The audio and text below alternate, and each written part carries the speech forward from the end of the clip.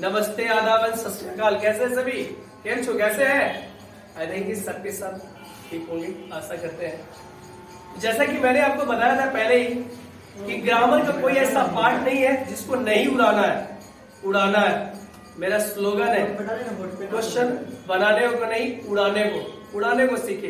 तो ग्रामर का जो भी पार्ट होगा, क्लियर है ना? मैंने पहले ही आपको कह चुका हूं मैं पहले ही कि आप जो है ना, ग्रामर का कोई भी चैप्टर हो, चाहे वो नाउन हो, प्रोनाउन हो, वर्ब हो, एडजेक्टिव हो, एडवर्ब हो, टेंस हो, वॉइस हो, नरेशन हो, तो सारे चैप्टर्स को आपको एक एक करके सारे चैप्टर्स का वीडियो आपके पास जाएगा।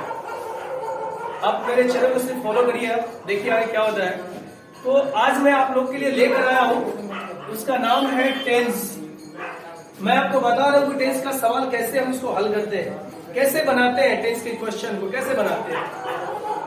देखिए यहाँ पे सबसे पहला क्वेश्चन है, लिखा है कि I dot dot dot speak Spanish. I dot dot dot speak Spanish. अब यहाँ पे ये जो देख लीजिए, ये जो स्पीक लिखा हुआ है, ये वर्ब का पहला रूप है। Speak, spoke, spoken, speaking, speaks, verb का पहला। इधर देख लीजिए आप, यहां पे दिया है had not, have not, had not, does not, do not. अब ये चारों में से कौन हो? बच्चे करते क्या है कि इसको रटना शुरू कर देते। मैंने पहले ही कहा भाई कि दो सब्जेक्ट ऐसा होता है जो इंग्लिश में जो है ग्रामर है और दूसरा है मैथ। ये दोनों रटने की चीज नहीं होती है, इसको समझना पड़ता है, तब जाके आप 100% क्वेश्चन को सोल्व कर पाएंगे, नहीं तो 100% क्वेश्चन सोल्व नहीं हो पाएगा। क्लियर है ना? तो देखिए यहाँ पे समझिए थोड़ा सा, ये लिखा I dot dot dot speak Spanish. फिर से ये देखिए, तो ये वर्ब का पहला रूप है। ये देखिए, मैंने आपको कहा है कि जब सेंटेंस में हैव आ जाए, हैज आ जाए, हैड आ जाए, तो क्या करना है, वर्ब का तीसरा लेना है टेंस के अंतर्गत। ध्यान से समझिएगा। तो ये भी देखिए, ये भी गलत हो गया, ये भी गलत हो गया। अब देखिए यहाँ पे कि डज नॉट लिखा है, डू नॉट लिखा हुआ है। डज नॉट, अब ये दोनों में से क्या होगा? तो आपको टेंस में ही पढ़ाया गया है कि जब आई, वी, यू और दे सब्जेक्ट के रूप में हो, ध्यान से समझिएगा, तो वर्ब में क्या करते, जब इसको निगेटिव बनाते हैं तो क्या लेते हैं? डू लेते हैं, डू नॉट लेते हैं, या डज, मतलब डू नॉट लेते हैं, और इसके साथ ही रहे, सी रहे, या इट, या कोई नेम रहे, तो क्या करते हैं हम इसके साथ डज लगाते हैं, अफर्मेटिव को छोड़ के नीचे जैसे ही आते हैं। क्लियर है कि नहीं? तो यहाँ पे देख लीजिए आई है और आई के साथ क्या लगेगा? डू लगेगा। क्लियर है? डू नॉट, तो इसलिए गलत हो जाएगा। तो मैंने पहले ही कहा भाई, क्वेश्चन आप बनाते नहीं, क्वेश्चन को उड़ाना सीखे। अगर अच्छा से समझ जाएंगे तो हर क्वेश्चन आपका उड़ना शुरू हो जाएगा। नेक्स्ट क्वेश्चन पे हम लोग आते हैं। दूसरा क्वेश्चन है, ध्यान से समझिए, देखिए कैसे क्वेश्चन उड़ता है। इधर देखिए लिखा है they dot dot dot here next week. सबसे पहले इसको समझिए, नेक्स्ट वीक लिखा हुआ, तो नेक्स्ट अगला वीक, अगले सप्ताह, तो कहीं ना कहीं ये इंडिकेशन आपको फ्यूचर की तरफ कर रहा है। ध्यान से समझिएगा। तो इधर देखिए, अगर इंडिकेशन फ्यूचर की तरफ कर रहा है तो हमारे पास एक ही ऑप्शन है जिसका नाम डी है। लेकिन हम इसको समझेंगे भाई कि ये बी ए सी गलत क्यों है, क्या रीजन? देखिए सर, टेंस आपने पर आपको पता है कि दे के साथ हेल्पिंग वर्ब आएगा, इज, एम, और वाज वर्ब, तभी आप बिफोर का यूज कर सकते हैं। तो ये तो गलत है ना भाई, ये खुद गलत है, अपने आप में गलत है। अब आइए, ये हैड कम है, ये पास्ट परफेक्ट लेके चल रहा है, ये सिंपल पास्ट है, तो मैंने कहा इंडिकेशन किसका हो रहा है? फ्यूचर का। ये भी गलत हो जाएगा।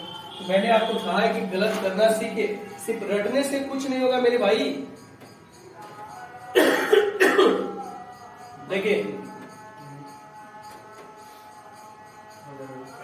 देखिए ध्यान से समझिए, अगला क्वेश्चन देखिए।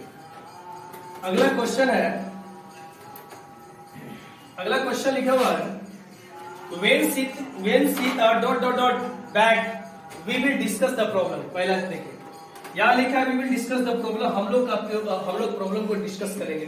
तो ये फ्यूचर की तरफ बढ़ रहा है, तो कहीं ना कहीं ये सेकंड क्लॉज है, तो फर्स्ट क्लॉज क्या होगा? ये फ्यूचर की तरफ बढ़ा है, तो पहला क्या होगा? कहीं ना कहीं रिलेटेड उससे ही होगा, उससे ही होगा। क्लियर है कि नहीं?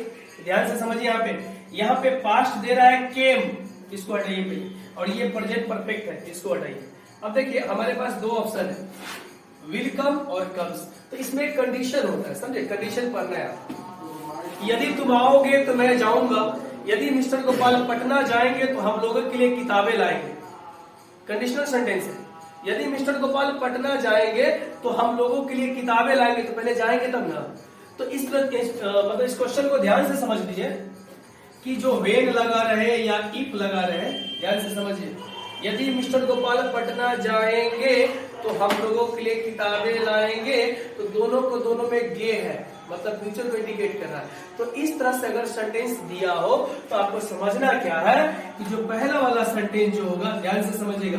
अगर फाउंडेशन का कोर्स हम यहाँ करते हैं तो इसको बहुत डिटेल में पढ़ाया जाएगा, अभी तो बुलाने के लिए बनाया जा रहा है। तो ये वाला जो सेंटेंस जो वेन या इफ जिसके साथ लगा रहा है उसको क्या करना है, सिंपल प्रेजेंट में बनाना है। जो बाद वाला है सिंपल फ्यूचर में। मतलब ऐसे समझ लीजिए। अगर स्ट्रक्चर की तरफ अगर हम बढ़ते हैं तो देखिए ध्यान से समझिए। एग्जाम्पल थोड़ा सा मैं आपको दे देता हूँ। इफ रहे या वेन रहे, WH ही है, ध्यान से समझिए। प्लस सब्जेक्ट, अब प्लस V1 या V5 और प्लस ऑब्जेक्ट, कॉमा या देन सब्जेक्ट प्लस, ध्यान से समझिएगा, शैल या विल, अब प्लस V1 प्लस ऑब्जेक्ट, बस यही स्ट्रक्चर है। तो ध्यान रहे कि जब शैल विल रहे तो इधर क्या करना है, V1 को देख लेना या V5 देख लेना है। सब्जेक्ट बिल्कुल अभी बताया सिंपल प्रेजेंट टेंस का। अन्यथा अगर ही दिया रहेगा तो फ्यूचर वाला देख लेना। तो इस तरह का आपके एग्जाम में, 12th एग्जाम में एक क्वेश्चन देगा ही। तो ध्यान से देखिए, ध्यान से समझिएगा। आपका आंसर क्या हो जाएगा, बी हो जाएगा। ये आपका नहीं होगा, बी का आपको क्या होगा, नहीं होगा। क्लियर है ना? तो उम्मीद करते हैं कि ये क्वेश्चन आप समझ गए होंगे।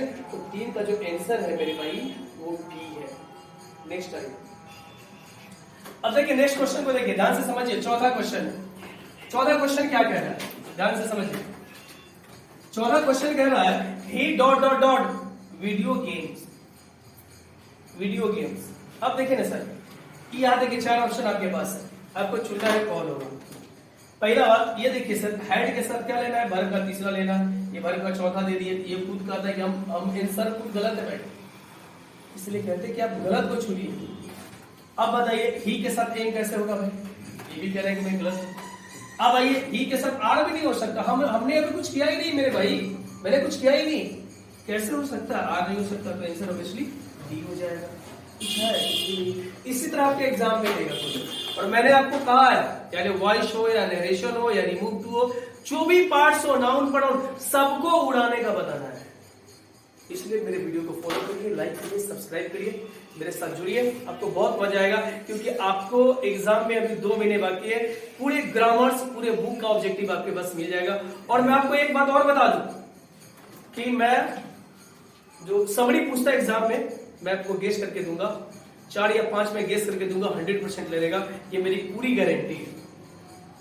अगर हमको फॉलो करते रहे तो 95 से नीचे आप नहीं आएंगे, ये देख लीजिए। क्योंकि मेरे यहाँ का जो रिकॉर्ड 197 है। क्लियर है कि नहीं? नेक्स्ट आइए, नेक्स्ट क्वेश्चन पे आते हैं। अब देखिए ये 5वां क्वेश्चन क्या कह रहा है, लिशन राधा द सितार, ध्यान से समझिएगा। लिशन राधा, पहला बात समझिए, लिशन सुनो, राधा, अरे भाई राधा के साथ आप आर कैसे लगा सकते हैं, ये तो गलत है भाई। अब इधर देख लीजिए सर, अच्छा व्हील जो है ना, अगर व्हील मॉडल है, क्लियर है कि नहीं? अब ध्यान से समझिएगा व्हील को, तो क्या लेता है, वर्ब का पहला फॉर्म लेता है ना, ये भी गलत है, चौथा लेगा, ये भी गलत है। व्हील के साथ बी रहता, मतलब मॉडल को क्वालिफाई करेगा तब ना आगे बढ़ेगा मेरे भाई। ध्यान से समझिएगा। इधर है इज प्लेइंग की हेड प्लेइंग, अब देखिए दोनों में अंतर है, कैसे इसको छाटते हैं। इधर देखिए लिशन राधा सुनो, लिशन सुनो राधा डॉट डॉट द शिकार। अब इसको लेके चलते हैं, सुनो राधा सितार बजा चुकी है, बजा चुकी थी, सुनो राधा सितार बजा चुकी थी। मतलब ये सेंटेंस कहीं ना कहीं सेट नहीं बैठता है, इसीलिए ये गलत है और इस तरह ये हो जाएगा। देखिए इसको सीक्वेंस करिए, सुनो राधा इज प्लेइंग सितार, राधा सितार बजा रही है, तो डेफिनेटली ऑब्वियसली आंसर इसका क्या हो जाएगा, सी नंबर हो जाएगा। नेक्स्ट आते हैं, देखिए ध्यान से समझिए, ये आपका 5वां 6वां क्वेश्चन है ना।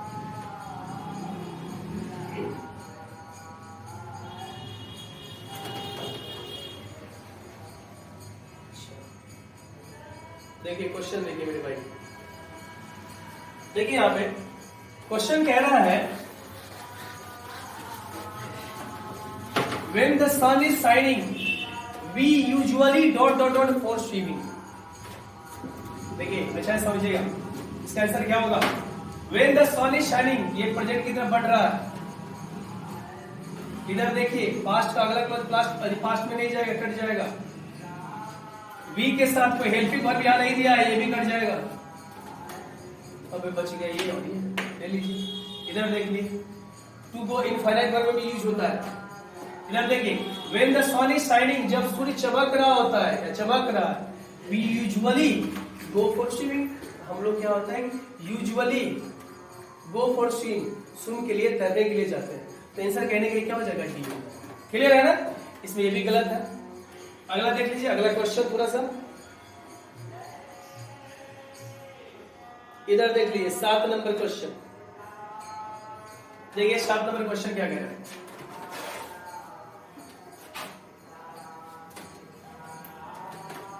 देखिए 7 नंबर क्वेश्चन इधर देखिए, मैंने शुरू से ही कहा कि भाई क्वेश्चन बनाना नहीं उड़ाना है। अब देखिए तो सही, देखिए लिखा dot dot dot he come with us. अच्छा कम जो है ना सर, ये वर्ब का पहला भी है तीसरा भी है, दोनों है, समझिए अच्छा से। तीसरा भी है, तीसरा भी है और पहला भी है। अब इसमें सबको छाटना है, क्या होगा नहीं होगा। देखिए ध्यान से समझिएगा, इसका आंसर क्या होना चाहिए?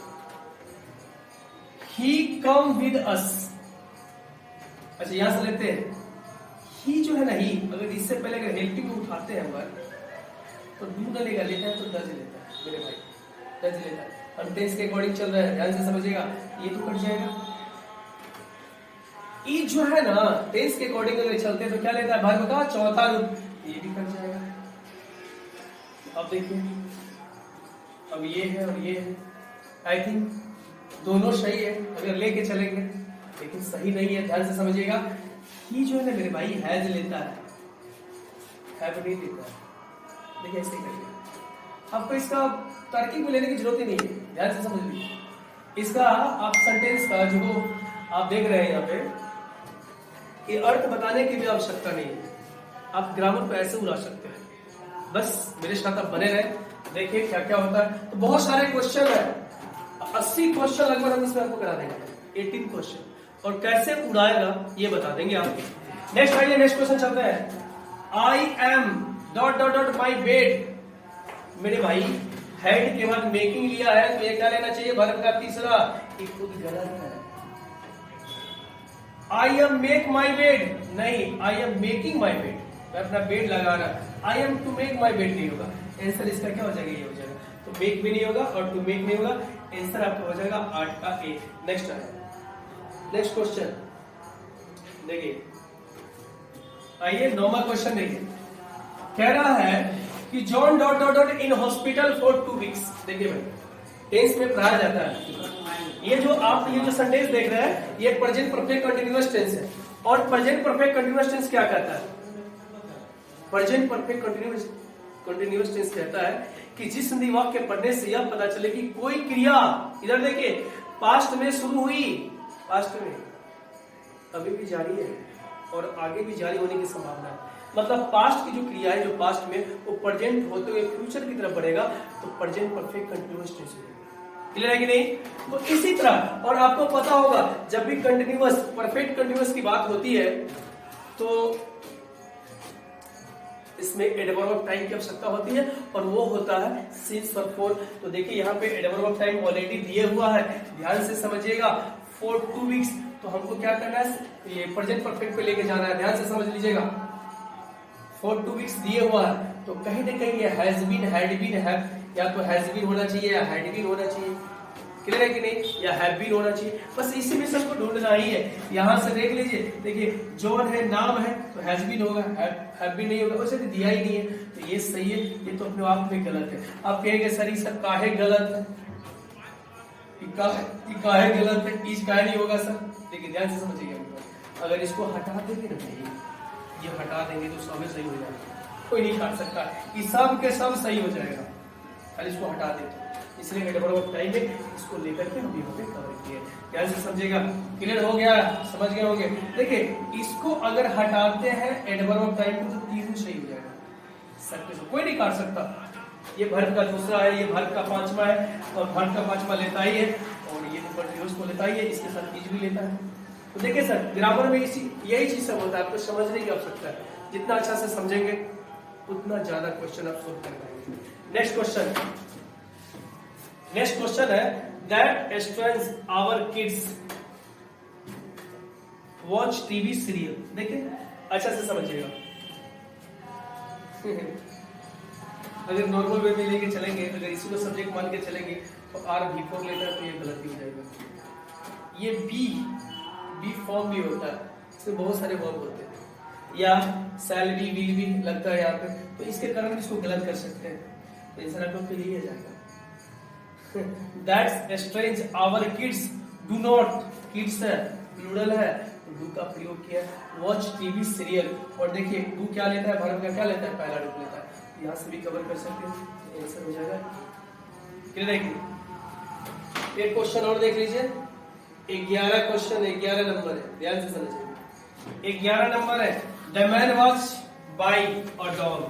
ध्यान से समझिए, ये जो क्वेश्चन है, ये जो दिए हुआ ये पैसिव वॉइस, एक्टिव नहीं है, पैसिव। देखिए ना, the man was helping verb का, इसके बाद क्या करना पता है, वर्ब का तीसरा लेना। आपको पैसिव वॉइस, एक्टिव पैसिव पता होगा।